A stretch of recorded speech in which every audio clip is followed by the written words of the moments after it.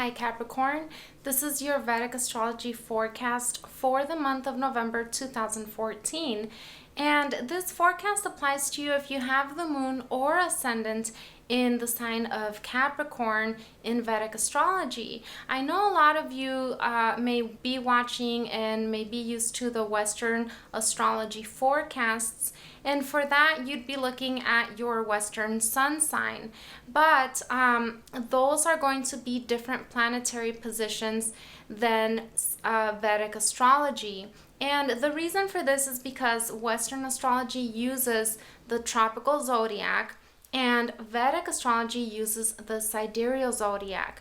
So they use different zodiacs, but that being said, they both are wonderful systems of astrology. They both use wonderful tools of prediction. They both have wonderful tools for determining our psychological profile.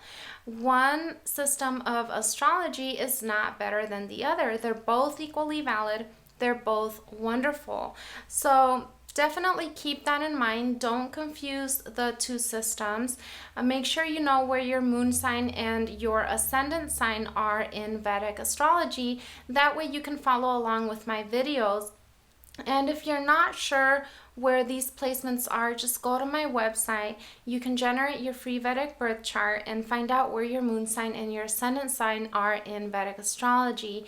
Because even though you already might know your Western planetary placements, they might be a little different than Vedic astrology. So just keep that in mind. Don't confuse the two systems, but at the same time, one system, you don't have to choose one or the other. They're both going to apply to you equally. Just if you're, basically what I'm trying to say, if you're going to look at your Western horoscopes and your Western forecast, just make sure you're using your Western sun sign and don't use your Western sun sign when you're following along with my Vedic forecast. Just use your moon sign for Vedic astrology. Now, Saturn is going to be entering into your 11th house, the sign of Scorpio, on November 2nd, and he's going to be transiting this house for the next 2.5 years. And Saturn being your 11th lord, Saturn being your ascendant lord, transiting your 11th house, this should be an excellent time for you. Now, the last 2.5 years, it should have already been a good time for many of you because Saturn was transiting the 10th house of career. He was exalted in that house. So many of you may have already seen the results of your past hard work, the results of everything that you did, everything you put into place was suddenly taking place and bearing its fruit during this past 2.5 years. And mostly for many of you, it may have had to do with your work, with your career. You may have already seen some advancement, maybe some promotion. And now Saturn will be moving into your 11th house. It's time to move forward and to set some new goals, because Saturn transiting your 11th house, the 11th house has to do with our long-term goals and our wishes. So now during this next 2.5 years, you may be inclined to set some new goals, some new long-term goals. And with Saturn being in this good position, you should be able to fulfill them definitely through hard work and determination, because that's what Saturn does. So he'll definitely give you the blessings and the material success, and he'll do it through hard work. He won't make it come easy, and he will make you, pay for it. You'll have to put some sweat equity into it, but Saturn, this is a wonderful placement. The 11th house is an Upachaya house. And in Vedic astrology, the Upachaya houses are 3, 6, 10, and 11. And these houses are growing houses. Basically, planets that are in these positions, whether in your natal chart or even during a transit, the significations of those planets tend to grow in our lives. and they tend to get better with time. So the planets that the houses that those planets rule will tend to improve, and usually they improve over time. In terms of the 10th and the 11th house, they improve through either through gains or through work, such as our career. They improve where it has to do with the 11th house, like in your case, Saturn transiting your 11th house. Things are going to improve relating to your goals and wishes. Things you should see some improvement in regards to recognition, in regards to yourself, with your personal body, in regards to success, prosperity, and those are things that have to do with your first house, with you. And then your Saturn rules your second house, so things having to do with income and financial. Actually, Saturn is making a wonderful Dana yoga for you with this transit, because now a Dana yoga has to do with wealth. A yoga is a planetary position in Vedic astrology where if there's certain planets that rule houses, they combine, they will form a combination, a planetary yoga. And in your case, there's going to be second Lord Saturn transiting your 11th house. And when these two houses become connected, second house and 11th house, it's a wonderful Dana yoga. It's wonderful in terms of wealth, in terms of gains, in terms of finances, sudden gains that you were not expecting, bonuses. And this also holds true in regards to your goals and wishes. So you may feel inclined to set some new goals, and I would recommend it for sure. Definitely sit down, write down what it is that you want to see accomplished for the next 2.5 years and even further, because this is going to be a very good time for you to get it accomplished, to get those things done. And Saturn in this position will also be aspecting your fifth house. So in regards to things having to do with children, for some of you, there's going to be some responsibilities as well, because Saturn will bring those things. In the 11th house, he brings material success, but through responsibility, through hard work. And so he's going to be casting his influence onto your fifth house. So there may be some extra responsibility, some added responsibility, maybe for some of you in regards to children. So that's something that may be coming about for some of you. And then the fifth house has to do with fifth house has to do with creativity, with fun, with entertainment, with sports, with speculation. Now, in your case, your Saturn rules two beneficial houses, especially beneficial when it comes to income. Now, the fifth house is another house that is also connected to Dana yogas when they happen in a chart. So there's a three-way connection in your case happening with this transit. Second Lord in the 11th house aspecting the fifth. Now, although you may see these gains, again, like I said, it's going to be through hard work on your part. And in the beginning, you might see some restrictions, or you may see some constraints, some limitations in regards to those gains. But Saturn wants you to work hard for it first, to put your own efforts into it first. And then throughout the second half of the transit, that's when you should be able to see things flowing more smoothly. But that's in relation to speculation, because that's the fifth house. In relation to sudden gains and bonuses, to that extra income, the first half is going to be wonderful. And the reason I say this is because Jupiter is going to be simultaneously aspecting this transit of Saturn in your 11th house. And Jupiter is going to be aspecting this for the next 8 months or so. So there's going to be some wonderful energy in regards to that sector of your life. The 11th house also has to do with friendships, with social networking, and with older siblings. So with Saturn transiting this position, there may be some friendships that become no longer part of your life. And because that's what Saturn does, Saturn is the planet of limitations.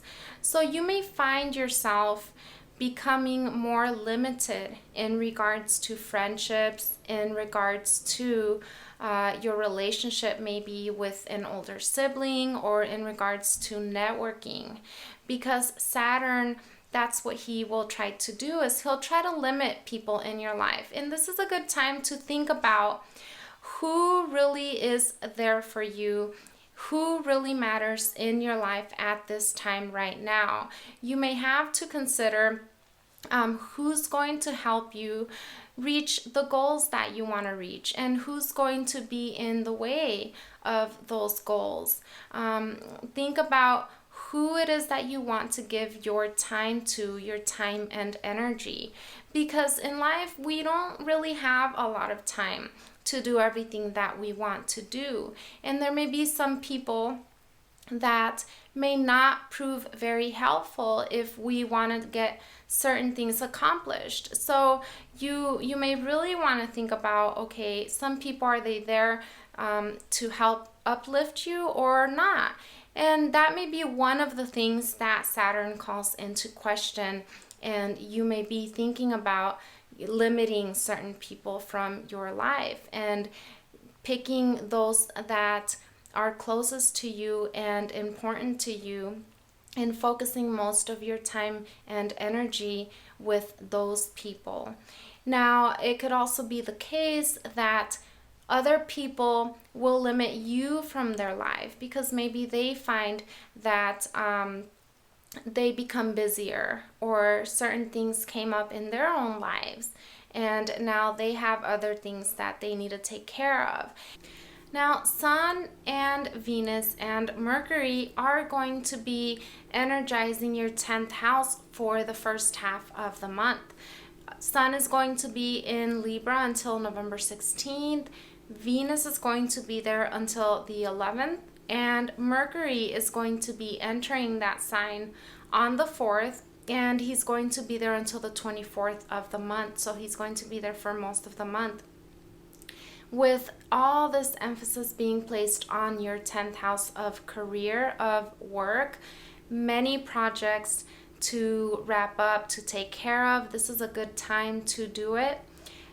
This is a good time to focus on that work that needs to get done. However, I would not try to get a promotion during the first half of the month. And the reason I say this is because Sun is going to be in this house, and Sun not only does not like this sign, Libra is the least favorite sign of the Sun, but Sun also rules the 8th house, which has to do with with obstacles. So if you're trying to get a promotion, I would wait till the second half of the month. That's going to be a much better time.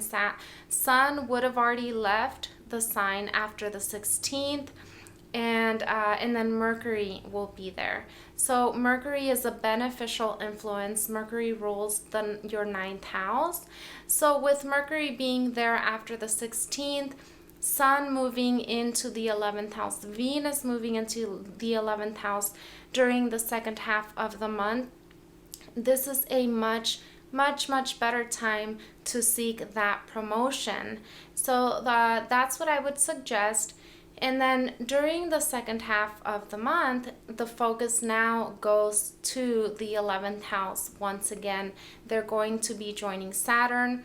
The focus goes back to things having to do with your goals, with long-term goals, with your social networking, spending time with friends, and doing things of value, focusing on your hard work and determination in getting your goals accomplished, or setting down those goals for now, and knowing that in the long run, for the next 2.5 years, that's something to look forward to, something to focus on.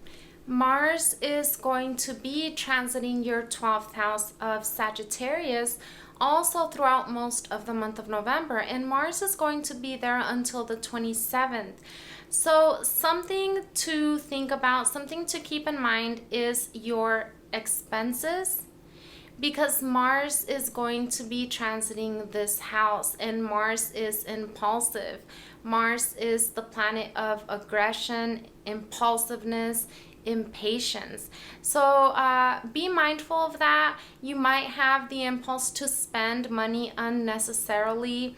You may have the impulse to go shopping and to spend most of your savings. Just think about that.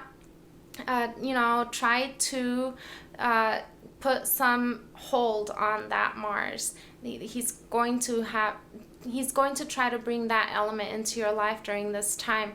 This is a good time to use this Mars energy to focus on getting rid of things that you don't need in your home, for example, decluttering, because Mars is going to do it, and he's going to do it swiftly. So this may be a good time to focus on very swiftly, very energetically decluttering your home, your closet, things, whatever it is, clothing that you might not wear anymore. Put that Mars to action and use it towards that. Or put your Mars to action to energetically maybe focus on yogic practices. The 12th house has to do with yoga, with spirituality. And Mars is wonderful at that when you put it to use in that aspect. Every planet is wonderful when we use it when it comes to our spiritual growth, and every planet will bring his influence, and that planet will do it in the way that that planet represents. So for Mars, he'll do it aggressively. He'll do it with passion, with vitality, with energy. So if you focus all that vitality, all that energy into your yoga practices, for example, into your ascetic practices or whatnot, then it's going to be wonderful in terms of spirituality and spiritual growth. And from this position, Mars is going to be aspecting the 6th house, and the 6th house loves this energy of Mars, because that's what the 6th house is about, competition.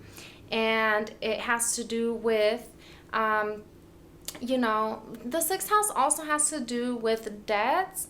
So once again, be mindful of that. Don't get yourself into unnecessary debt. Don't get yourself into any unnecessary expenses. But the 6th house has to do with health. So putting that Mars into practice in terms of exercise is also a wonderful way to use that Martian energy.